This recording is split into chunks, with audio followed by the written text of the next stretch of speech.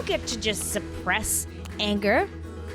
Because when you suppress an emotion, guess what? You're suppressing your ability to experience all emotions, including freedom and happiness and empowerment and gratitude and deep love and so much joy.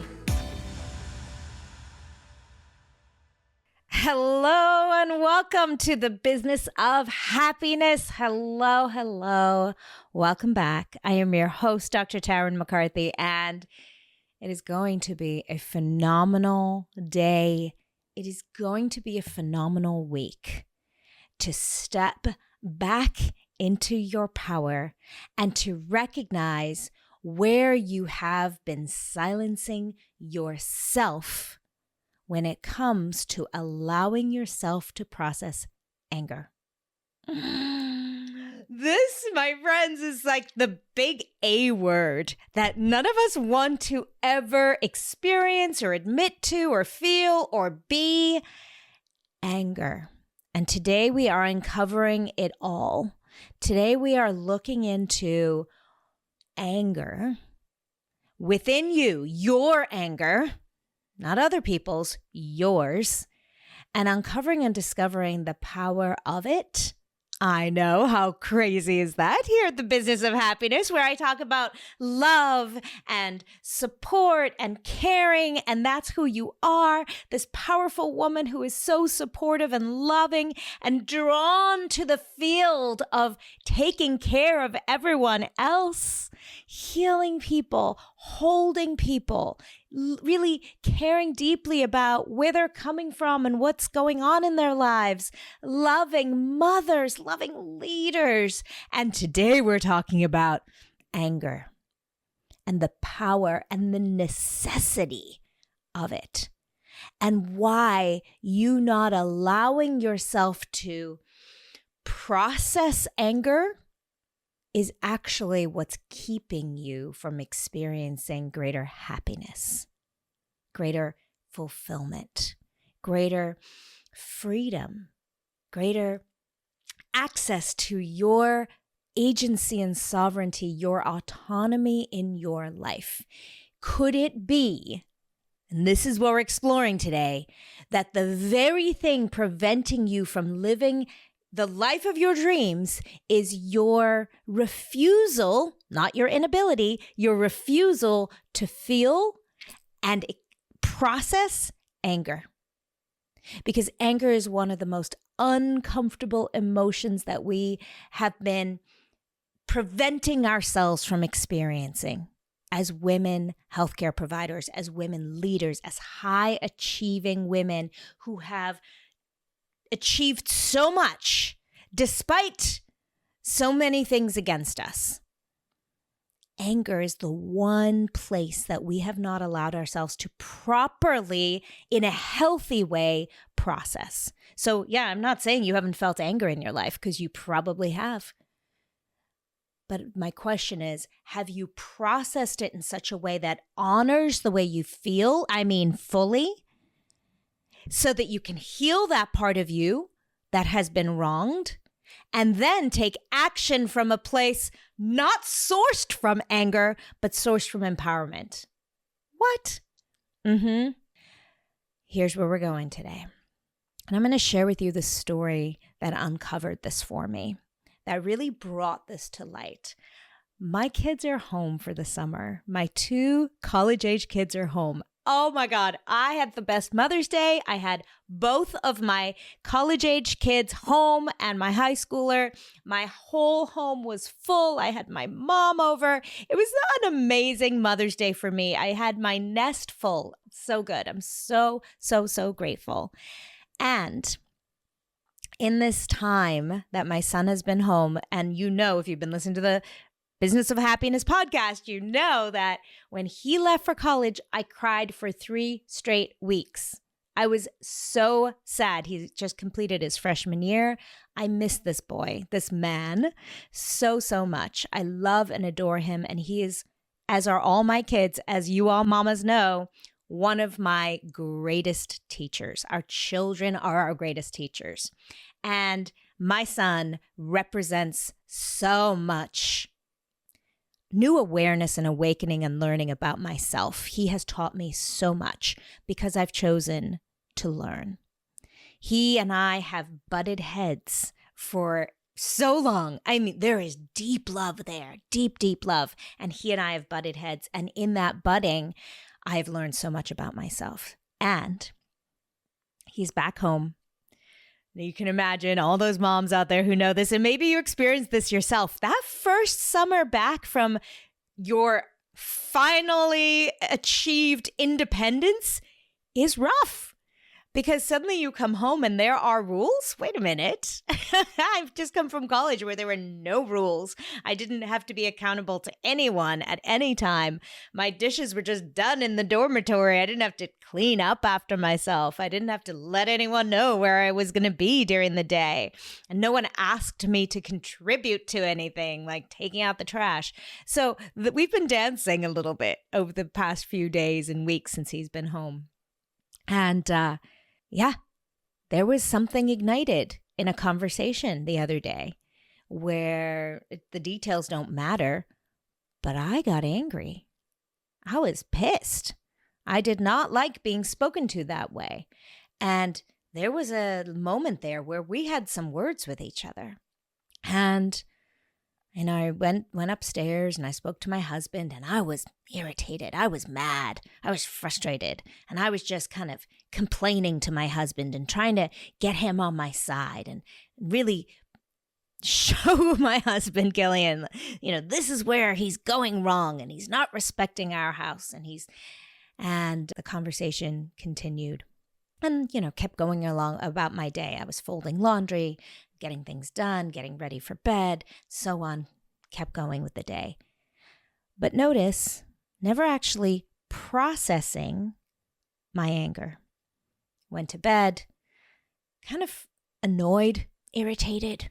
And I want you to note the words that I'm using. Frustrated, irritated, annoyed. Didn't sleep great last night. Didn't love the conversation I had with my son. Woke up this morning, still a little bit irritated and annoyed.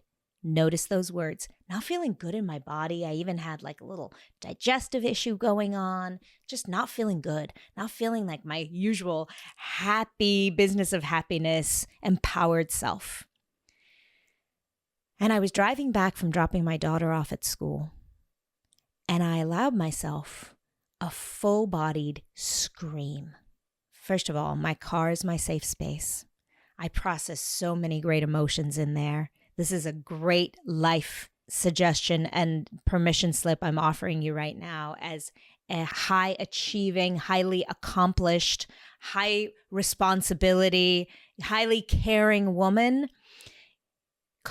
In your car might be your safe space. It is where I process emotion. Nobody else is around. No one can hear me. It is my sweet spot. I have cried so many tears in that car, and I have screamed so loudly in that car. And that primal scream, releasing the anger that was building up in me. I allowed myself, I pulled over and I let out a full-bellied, roaring scream at the top of my lungs in the car. It felt amazing. It felt so good to release that scream. It felt so amazing to allow myself to do that. And what happened next was the tears. I started crying.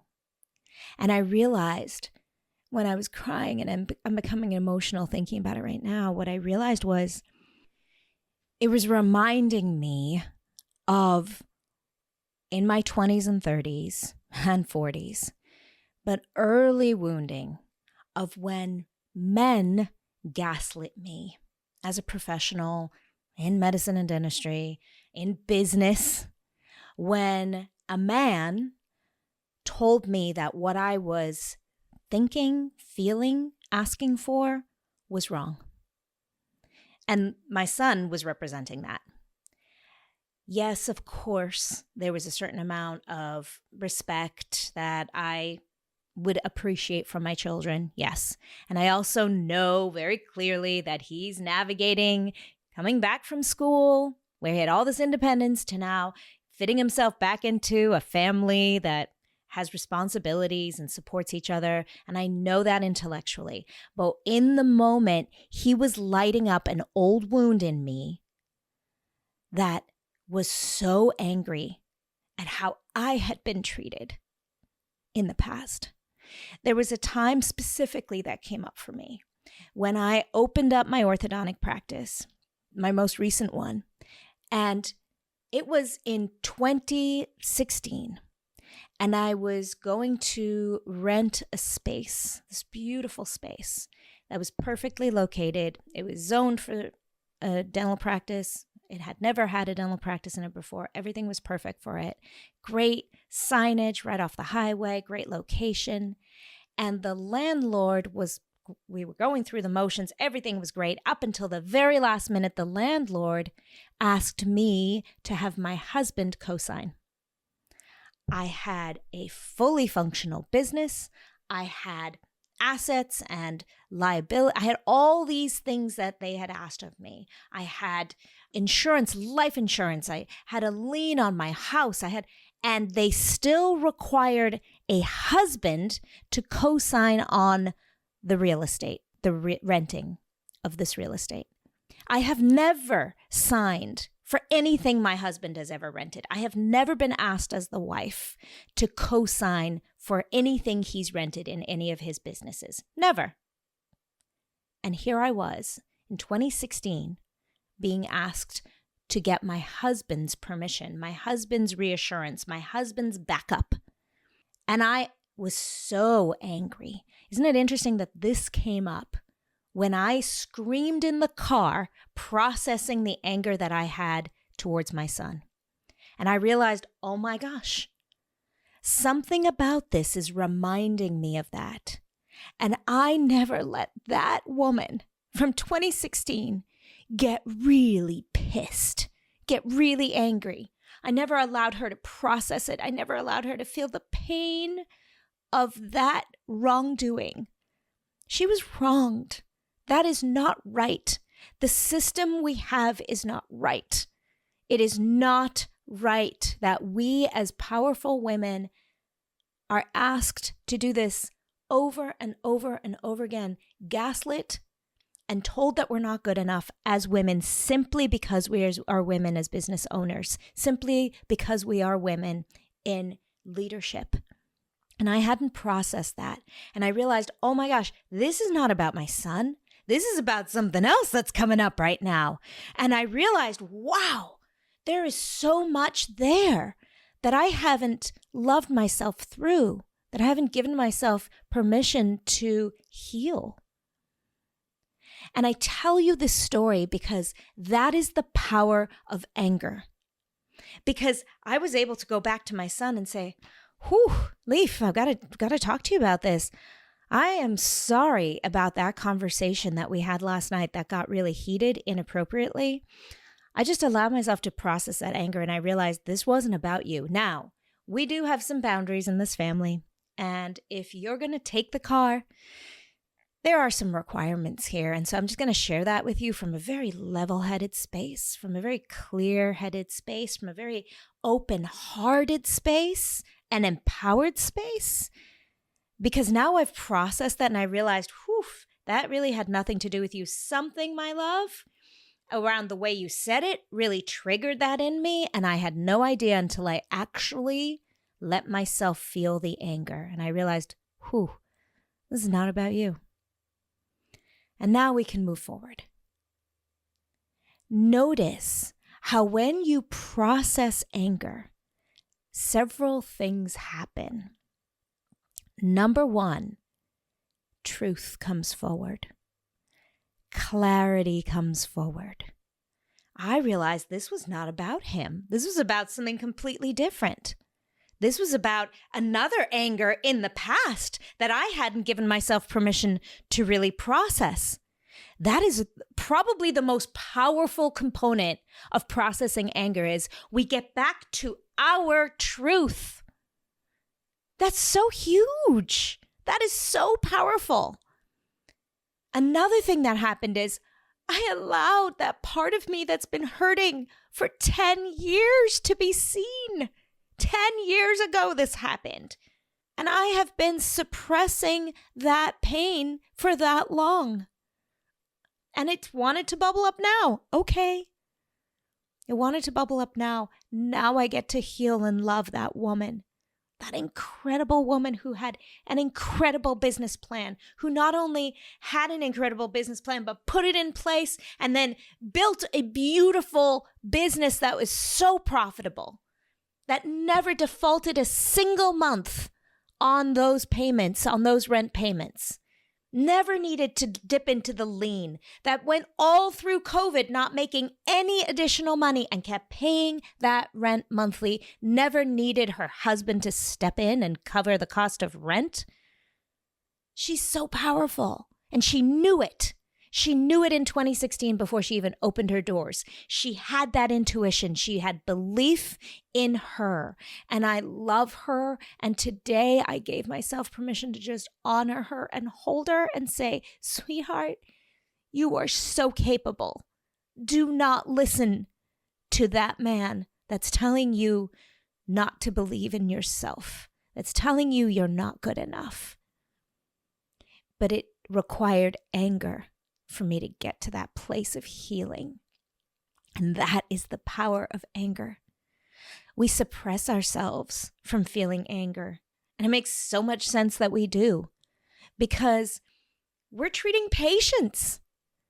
We're holding a safe space for patients. They are literally opening their mouths to us as dentists so vulnerably, putting themselves in our hands. Of course, we can't be processing anger over a patient's mouth when they're being so vulnerable. Of course, we can't ask someone to trust us with a needle and a scalpel and a handpiece when we're angry, when we have that air and that energy and that demeanor of anger. No. Of course, when we're leading a team and we're inspiring hope and we're inspiring vision for the future and we're inspiring them to have confidence for change and growth, we can't be holding anger. That doesn't inspire. We know that. Anger only fuels fear, and that's not sustainable. So of course, our intuition's very strong there. Sweetheart, there's no room for anger here. So what do? We suppress it. Of course, we can't hold anger over our kids. Maybe we've done it once or twice and we realize, wow, that's not working. It's not sustainable either. It's not loving. We don't feel good about it. So what do? We tell ourselves, I don't want to feel angry. We don't give ourselves a permission to do that. Maybe something happened in the morning. Maybe a patient said something just the wrong way and you felt angry about it. And what do? We push it down because now's not the right time.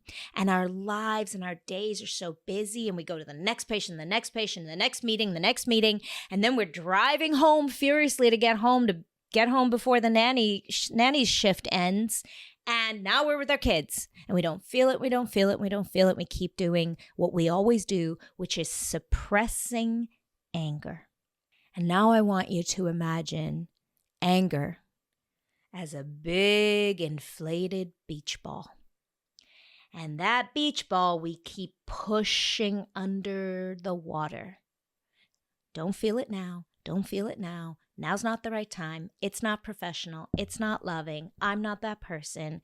I'm too caring. I want to inspire with love and hope and positivity. I listen to the Business of Happiness every day, and I'm happy all the time, so I'm going to push this anger down. And what does a beach ball do when we push it under the water? It wants to pounce right up at the least convenient time. Very much like that night that I had that conversation with my kid. Exactly like that. Or maybe it comes out at the last second at a team member. Or maybe it comes out inappropriately at your spouse, at your mom, when you least expect it. That beach ball needs to go somewhere. That energy, that emotion needs to be released. It needs to be processed. And when I say processed, I mean feeling it fully. And here's the thing, there's a big difference between feeling your anger, giving yourself permission to actually process it, and taking it out on someone else. I'm not talking about taking it out on someone else, because that never gets you the result or the outcome you want, does it? When you get angry at someone to their face, it never gives you the result or the outcome you want. Never. When someone gets angry at me, I'm not inspired to say, oh my gosh, absolutely, I'd love to do that for you. Maybe from a place of fear, but not sustainably so. We know that. We see that from our leadership right now in power. Fear can do big things. When anger steps in or we feel fear in someone, oh yeah, people will do things for you when they're terrified. But not in the long run. In the long run, it always fails, and it doesn't get you the outcome you ultimately want. Because I don't want to engender fear in my children, fear of me. They won't come to me when they have a problem. I don't want to engender fear in my teammates because they're going to find another job. They're going to bail when they at their first opportunity. I don't want to engender fear in my patients because that's not going to be a sustainable relationship. So no, anger at someone doesn't work. However, processing our anger allows us to show up clear-hearted, open-minded. We need to process that anger in order to hold the safety and the space and the love and the perspective and the compassion that gets us the outcome we desire, which is true connection, which is trust, which is confidence. That is how we create incredible teams that are there for support in the long run, that have that dependability and that loyalty. That's with love and open-heartedness, but we don't get to that place when we're pushing that anger beach ball down. Because it will come out. It's not an if, it's a when. So notice how giving yourself permission to process anger is also a way to love others, to hold the space for others, to be true to your values of caring for people deeply. Because when you're suppressing anger, what is that called? Now we bring back those words I asked you to pay attention to. Frustration, irritation, just being a little bit pissed off. Those words we seem very comfortable with, right? That's what I was saying to my husband. I was like, oh, I'm so frustrated. Those little simmering words of anger, it's like those are the acceptable ones that we allow ourselves. And then notice how much of your day you spend in those emotions. When you don't allow yourself to actually process the big kahuna, the big emotion of anger, you sit in this like little simmering swill of irritation, frustration. And those are the ones we take into gossip circles. Those are the ones we take into the complaining circles to our friends. We're like, irritated. Can I tell you about this thing I'm irritated about? Just join me in being irritated. And what do our girlfriends do? They get irritated with us. Yeah, I'm irritated too. Let's talk about the irritation. And what are we doing? We're actually pushing that beach ball of anger down. But here's what actually feeling your anger does. It fuels change. It fuels revolutions. Your anger is necessary. Your anger is what fuels you saying, I am putting my foot down. I am not going to accept this. This is where I draw a hard line, a boundary. And that was very clear for me when that came up. When I processed that anger, I realized, oh my gosh, that part of me, that wounded part of me from 10 years ago is hurting because no one stood up for her. I didn't stand up for me. I felt like I had no option. So what did I do? I got my husband's signature on the lease. He had nothing to do with my business. Nothing. And I got his signature. You know, it's so insane. My business partner, she and I were doing this together, the two of us. Our combined signatures were not enough. We each were asked to get our husband's signature. Her husband doesn't have a doctorate, has never owned a business, has nothing to do with dentistry, has nothing to do with business management. And even then, she was required to get her husband's signature. I'm getting fueled and angry right now. You know what? It feels good. And I'm noticing I need to process more. I need to go outside and scream more. Because that part of me that kowtowed, that gave in, and I don't blame her because she opened a practice and she did great things. And that was the hoop she needed to jump through. But I am noticing that there's a part of me that needs healing. There's a part of me that now is saying, Tarryn, I need to know that you've got my back. That you will never let someone gaslight you, make you small, make you think that your belief in yourself is not warranted ever again, that your belief in what you're asking for is not warranted, that you are not good enough to ask for what you want and ask for what you need. And I need you to stand up for me. Notice how anger is fueling healing. Deep, deep inner work healing. This is the kind of beautiful power that you have within you if you allow yourself to feel anger. And, you know, once again, my favorite place is the car. I love it. I also love a good rage room. If you're in a city that has rage rooms, please book yourself a session. They're fabulous. They're only 15 minutes long per session, some of them 30 minutes. And trust me, anytime I've ever done one, I wish there was one near me.